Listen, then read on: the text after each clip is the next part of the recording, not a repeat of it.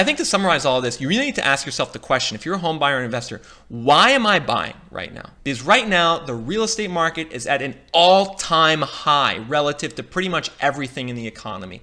Wages, prices of other goods, general inflation, real estate is at an all-time high.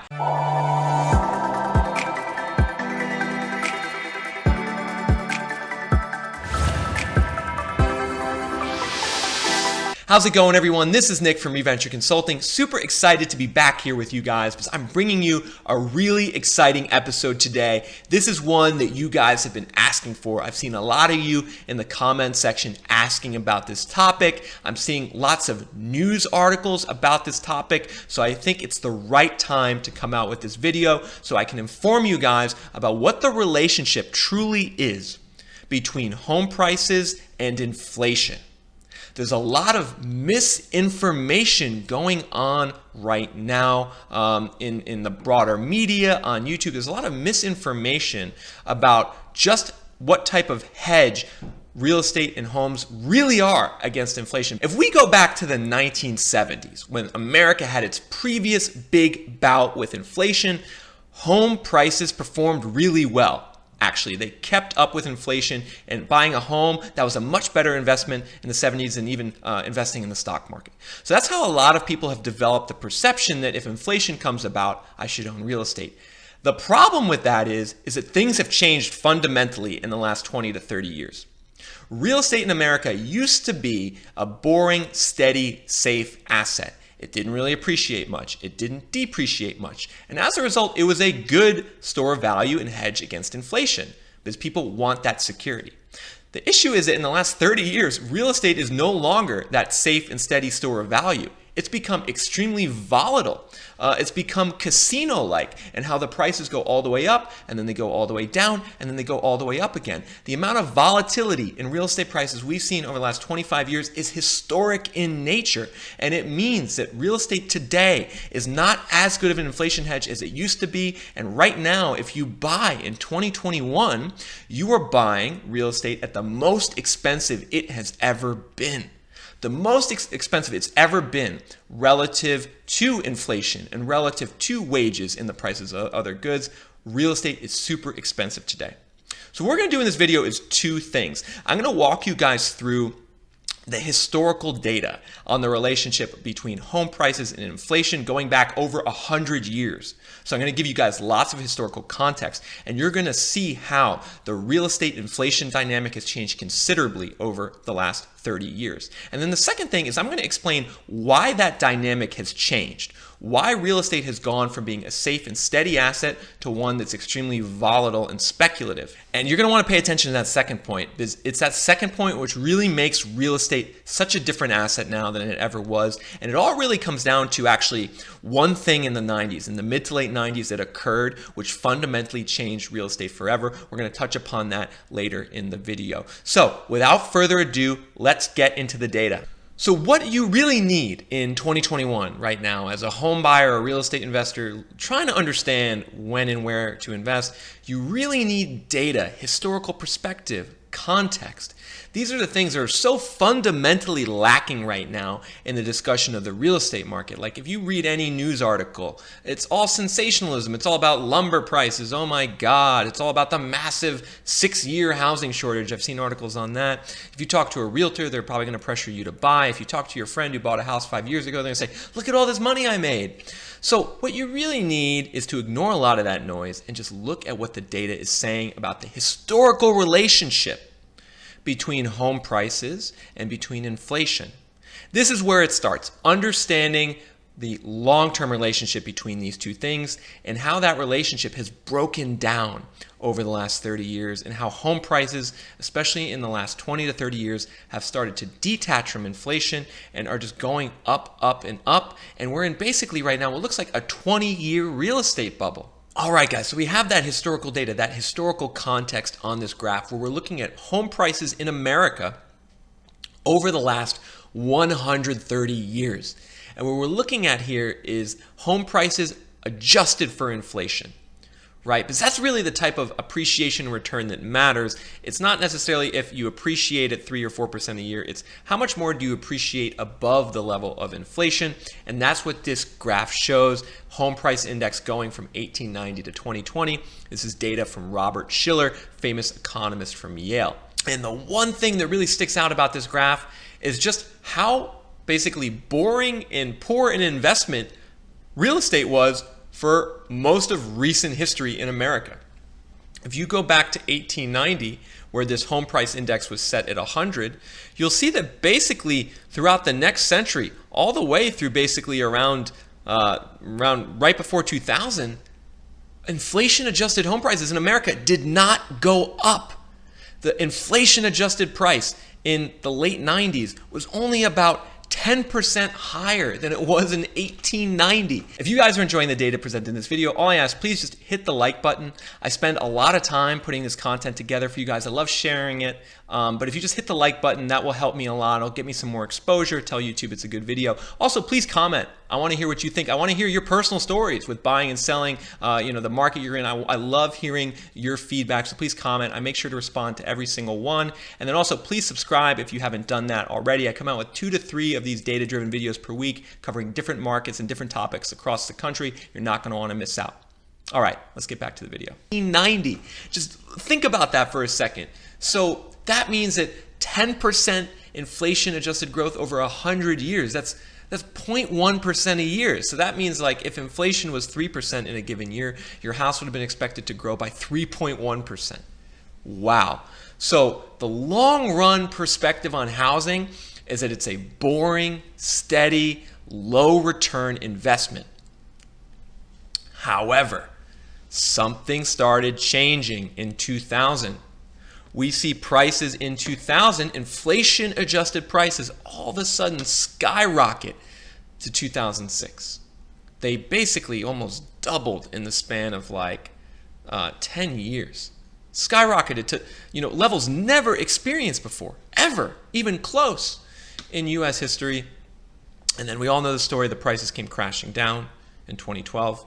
Real estate went down by about 35% across the U.S. And then since then, they've escalated way back up. And if we were to continue this through 2021, we'd see it about right here today at an all-time inflation-adjusted high. And wow, you just got to let this data sink in for a second. The reality that for most of recent U.S. history, real estate was a poor, boring, slow investment. Didn't really do anything. It didn't really go up. It didn't really go down. And it just basically tracked inflation. And for that reason, a lot of people today are thinking that it's a good hedge against prospective inflation because they see that they're thinking about real estate in terms of how it used to be. Slow and steady, secure. But it is no longer that way. Real estate is now volatile. It's a volatile speculative asset class. Prices just go up and down, regardless of what happens with inflation. And that means that real estate is likely no longer the inflation hedge that it used to be, especially in 2021 when prices are at record all-time highs adjusted for inflation in wages and prices elsewhere in the economy. And you can see this reality further exemplified on this graph, where we're looking at the year-over-year percentage change in nominal home prices in blue and inflation in yellow. And we're looking at this from 1950 to 2020, and you can really see that there's, again, 2 different time periods that exist here. There's the pre-2000 period, here shaded in blue, where you can see just a really strong relationship between year-over-year changes in CPI in yellow and year-over-year changes in home prices. They just go up together. And you can see here in the 70s, right, this high inflation, this high increase in CPI is matched by the increase in home prices, and then when inflation goes down, home prices go down, etc. And it's really this period here in the 1970s where home prices and inflation, they kind of matched each other, and people who bought homes in the 70s did very well, at least relative to other asset classes, where people think, oh, real estate is still a good hedge against inflation. But all you need to do is just fast forward to 2000 here, right? And you could just see a dramatic difference all of a sudden in the housing market. Home prices all of a sudden are just like now fundamentally detaching, right? These big gaps between the blue and the yellow line, these big massive gaps mean that all of a sudden the correlation between home price growth and inflation is just different. So prices go way up, inflation kind of stays moderate, then all of a sudden prices go way down, inflation goes down a little bit but not by much, and then home prices go way back up again, right? And we just continue to see these volatile swings of home prices around where inflation is going. And this needs to make you concerned. If you're looking at a house and real estate for investment security in 2021, this needs to make you concerned. And a volatile asset, the more volatile the asset gets, the less of an inflation hedge it becomes. Because imagine like all of a sudden like high inflation does occur. One of the things that's going to happen is the economy is going to get spooked. If that occurs, if you look at periods of high inflation previously, generally that's not good for the economy. And when people get spooked, they tend to sell assets that are volatile. That's why the stock market is actually historically not a great inflation hedge, because it's a volatile asset that people don't feel comfortable owning in trying times. The problem is that homes and real estate are starting to become that. They're starting to become more closely aligned with what the stock market does than more closely aligned with where inflation goes. And I think the question that's really interesting is, why is this occurring? What happened in the late 90s or around 2000 that turned real estate from this slow, safe, boring asset to this exciting, risky, speculative, up and down asset? What happened? Because there's really a fundamental trigger around that time that I believe caused home prices to all of a sudden become volatile and risky. And what was that trigger? Home and garden television, HGTV. It debuted in 1994 on cable networks. By the late 90s, it became really popular. Now it's the fourth most watched cable network in America, home and garden television. Now, why is home and garden television, something kind of seemingly innocuous, responsible for this crazy shift in the real estate market? And it's because all of a sudden, HGTV helped broaden the appeal of real estate investment, right? It broadened the appeal of buying a house not just as a place to live, but as a place to become rich and earn money, right? That's what HGTV did. Shows like House Hunters, Flip or Flop, Fixer Upper, Property Brothers, all these shows are about how people can buy homes, flip them for a profit. Buy homes, renovate them, flip them for a profit. And previously in the 80s and early 90s, it was really only contractors and real estate agents that did this. And you could see that basically in these shows. Like in Property Brothers, one of them is a real estate agent, the other is a contractor. In Flip or Flop, both were real estate agents. So it was really a small market of people that did this in the late 80s, early 90s, but then all of a sudden HGTV broadened this appeal to everyone in America. So all of a sudden, anyone, any couple or even any single person who had a little savings in their bank account, they'd flip on HGTV and they think, oh, maybe I should get into home flipping. Maybe I should buy some real estate. And that is something that has fundamentally transformed real estate from a safe and steady asset closely tied to the direct fundamentals of demand for living in a house to something that's become a bit casino-like, something that's speculative, something that people think they can make wealth off of. And that has destabilized the real estate market considerably over the last 25 years. And you can see this phenomenon outlined on this graph. And what we're looking at here is the usage of the term house flipping in books, right? The amount that term got used in books from 1985 to 2019. And this data comes from Google Ngrams, which basically tracks usage of terms and words in books throughout history. And you could just see that in the 80s and 90s to mid 90s, it really was not a popular term. But then all of a sudden it started taking off around 2000. But then it was really like 03, 04. Whoo, wow, lots of books on house flipping came out. Kind of went down after the first housing crash in 07, 08, then spiked up again at record highs. Lots and lots of books coming out about how people can make money by flipping homes. You can then see the logical result of this on this graph, which looks at the percentage of homes that are purchased by an investor from 1999 to 2018. Back then, it was around 6% of all homes were purchased by investors. Now, all the way through 2018, that went up to over 11%. So a doubling, basically, in the investor demand for home purchases. This is data from CoreLogic. And if we fast forward this data and get even more recent, we can see that since 2020, there's been a huge spike, an even greater spike in investor and second home demand. This is a graph that looks at the percentage of mortgage applications that are used for either investor homes or second homes. And you can see it was actually on a little trend downward in the late 2010s, but then since COVID, it has spiked back up. Over 14% now of mortgage applications are for second homes or investors. So it's this increase in investor demand, in flipping demand for homes, particularly from small-time investors. That's where we're seeing the biggest increase, is from mom and pop investors over the last 15 to 20 years. It's this surge that is destabilizing the housing market. All of a sudden, the demand for homes in economic expansions, which previously was mostly fueled by the fundamentals of the local economy, like if there's more jobs and wages are going up, more households can afford to buy a home. That was previously like the main driver of home demand and prices during expansion. But now we're layering on all these investors who watch HGTV, they want to become a house flipper, they buy a book on house flipping. Now they enter the market, they start buying up homes themselves. That increased demand increases prices, especially because it occurred in such a short period of time. Right? Just over 20 years, we've seen this surge in demand. Of course, that's great for the market in an expansion, right? That's going to put prices higher and higher and higher in expansion. But since more and more owners of homes don't actually live there, that means we're going to see bigger declines when a downturn in the housing market shifts. Because you got to ask yourself, who is more likely to sell after the peak in the housing market comes? Is it a family who lives in their home, or is it an investor who doesn't live in the home? Obviously, an investor is going to be more likely to sell because the whole reason they're in it is to make a profit. So that's why it's destabilizing. Once the housing market goes down, all of a sudden, these investors, this investor demand is going to flood the market with inventory.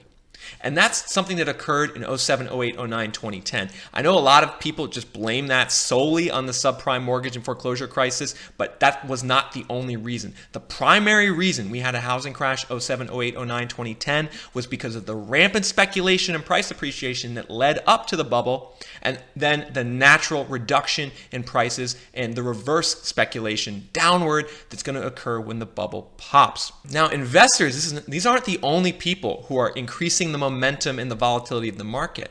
There's another group of people, realtors, agents, and brokers, who are also fueling this speculation in real estate. And that's because we're seeing more and more people who are trying to make a career out of becoming a real estate agent or a realtor. 30, 40 years ago really wasn't a thing that a lot of people thought about doing. But just around the same time that HGTV spurred a lot of regular people to want to become an investor, it also spurred a lot of people to want to become a realtor or agent. And you can see what I'm talking about on this graph, where we're looking at two principal things. The yellow line, which is the total amount of realtors in America who are registered with the National Association of Realtors, that's the yellow line. And then the blue line, which is that inflation-adjusted home price. Once again. And what pops out is that there's a tremendous relationship between realtors and home prices. When realtors go up, home prices go up. When realtors go down, home prices go down. When they go up again. Right? And it's just a very interesting relationship. And we can go all the way back to 1980. We can see there was about 761,000 realtors in America in 1980. And that number stayed pretty stable through 2000. There wasn't much growth in realtors, and as you can see, there also wasn't much growth in home prices. But right around 2000, right around when that peak HGTV phenomenon really took effect, we see the amount of realtors start skyrocketing. Really, I mean, they almost doubled the amount of realtors from 2000 to 2006, all the way up to close to 1.4 million. And of course, home prices spiked. Then home prices went down, and the amount of realtors went down. And then of course, the amount of realtors has now heavily bounced back to a record high in 2020. And in fact, we're seeing month-over-month increases in realtors through early 2021 that are at 15-year highs. So I think this is a big chicken or the egg question. On one hand, is it that the increasing prices are pushing more people to want to become realtors and make more money? Or is it that more and more people becoming realtors helps put prices up even further? And I think it's a bit of a mixture of both. Because when you look at the incentive structure of a realtor, an agent, or a broker, what do they want? They want homes to sell more often because they get more fees the more often a home sells, and they want homes to sell for a higher and higher price because they make more money the higher the price is based on a percentage of commission. So it's realtors and brokers and agents who have a big incentive to spur the narrative of the housing market along further and further.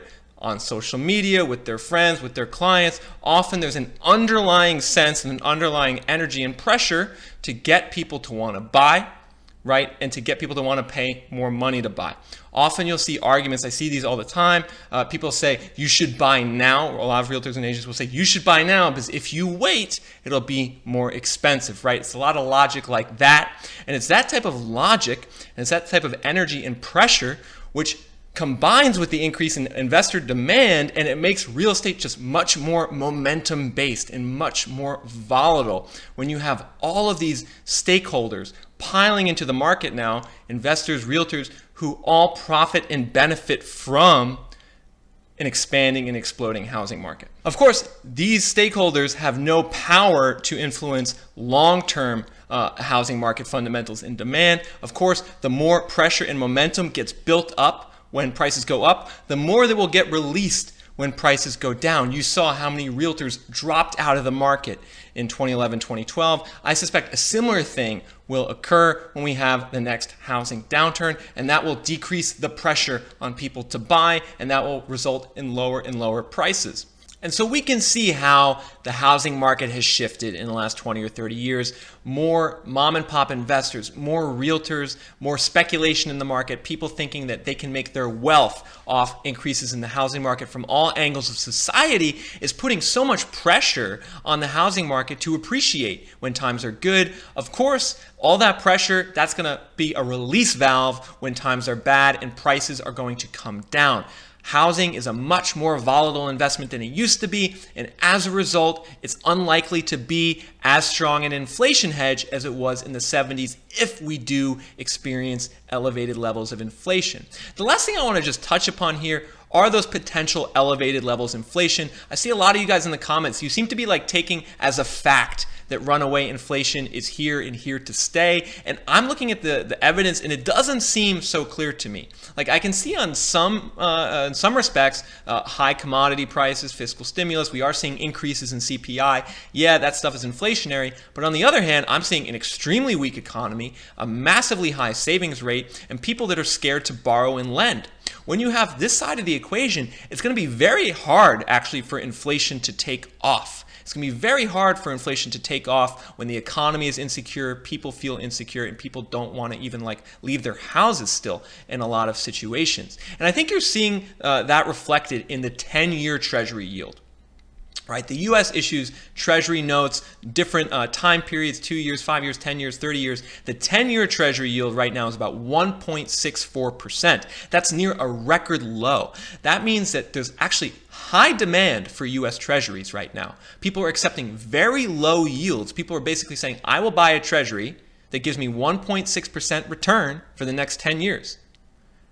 Why would anyone want to do that if huge inflation was around the corner? Why would anyone want to buy a 10-year Treasury at a 1.6% yield if inflation was taken as a given and it was definitely going to occur? You need to really thinking about that because the bond market, that's one of the best indicators and predictors of where inflation is heading. And the bond market is saying, I don't really see inflation coming. And there might be a couple different reasons for that. Like I said, I think there's a lot of real structural weakness in the underlying economy. We have multiple bubbles going at the same time, real estate, stock market, Bitcoin. I think a lot of people fundamentally know that the economy is built on a house of cards right now, and that means people are insecure. They don't want to buy as much stuff. They want to save their money. And if that's occurring, it's going to be really hard for inflation to take off. So look, I'm not saying inflation won't occur. We're already starting to see increases in CPI. However, just think of the other side of the argument here. There's a lot of deflationary pressures going on in the market right now. So in addition to real estate not being probably as good an inflation hedge as it used to be, additionally, we might not even have huge inflation. We could have deflation. I think to summarize all of this, you really need to ask yourself the question, if you're a home buyer or investor, why am I buying right now? Right? There's, I think, good reasons to buy and there's bad reasons to buy. Good reasons to buy are that, maybe my family and personal situation means that I should own a home right now. Maybe I have kids. Maybe I want to settle down with my wife or husband or whatever. Those are pretty good reasons. Bad reasons would be FOMO, fear of missing out, blindly believing in things like we're going to have runaway inflation and that real estate is going to be a good hedge against it. Those aren't such good reasons to buy a home. So you need to really be fundamentally sound on why you're buying. Because right now, the real estate market is at an all-time high relative to pretty much everything in the economy. Wages, prices of other goods, general inflation, real estate is at an all-time high. So you need to really approach buying with skepticism right now. Because after all, you can lose money. It happened just 10 to 12 years ago. So many people lost so much money in real estate back then. I don't necessarily think the next crash is going to be as bad or affect the same markets in the same way, but you just need to know that that is a distinct possibility. And in fact, it's likely given how high inflation-adjusted home prices are in 2021 and how the real estate market has shifted from something that's safe and secure to something that's speculative and volatile. All right, guys, I hope you enjoyed this video. I love bringing this data-driven content to you guys. So if you like it, all I ask in return is please hit the like button. I spend a lot of time putting these videos together. I love sharing this data. It just makes it a bit easier if you hit that like button. And if you also comment, I want to hear what your opinion is. I want to hear what you think. I make sure to respond to every comment, so make sure to comment as well. And also make sure to subscribe if you haven't done that yet. I come out with 2 to 3 real estate data-driven videos per week. Typically on Wednesday, I do a market deep dive where it's like a new city around the US. We do a dive into that market. We've recently done like Charlotte, Seattle, San Fran, Vegas. Next week, we're going to do San Diego. And then on Sundays, I post a more general real estate video. Next Sunday, we're going to be talking about the myth of the US housing shortage. A lot of people right now think that we have this massive housing shortage in the US, but when you look at the data is not really saying that that is true. So make sure to subscribe so you don't miss those future videos. Until next time, this is Nick from Reventure Consulting signing off.